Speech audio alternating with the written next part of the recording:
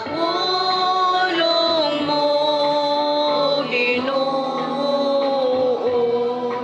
Magligo nun ta sa amon pagtuo, katudloy kami sa pagtuman sa imong mahal nga kasuguan.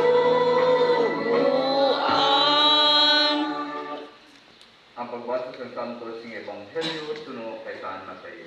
Himaya sa imong Ginoo. Dayon ginsugo ni Jesus sa ang iya magitutunan sa pagsakay sa ila sakayan kay sa pagtuna sa tabok sang linaw. Samtang ginpapauli niya ang mga tao.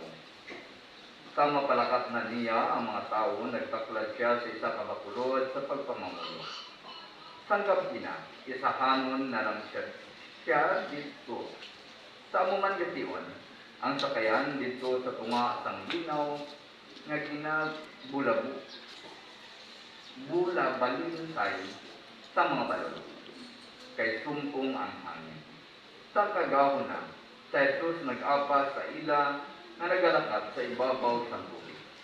Sa makita siya sa mga gitutunan nga nagalakad sa ibabaw sa tubig, kinulbaan gid sila kag nagsinggit bagad. Dayon sa Jesus nagsiling sa ila, magpakaisog kamo, ako hindi ka mo magkahadlok. Si Pedro nagsiling, Ginoo, kung ikaw ina, pagkadtua ko sa imo nga nagalakat sa ibabaw sa tubig. Si Jesus nagsiling, kari ka. Gani nagpanaog si Pedro sa sakayan kag naglakad sa tubig pakadto kay Jesus.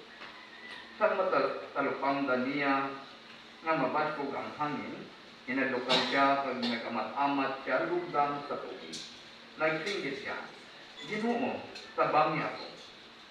Sa gilayon, gidawat siya ni Jesus kag ginuyatan nga nagasiling, kadyutay sang imo pagtuo, nga bala nagapaglaluha. Nagbalik sila maduha sa sakayan kag naglinaw.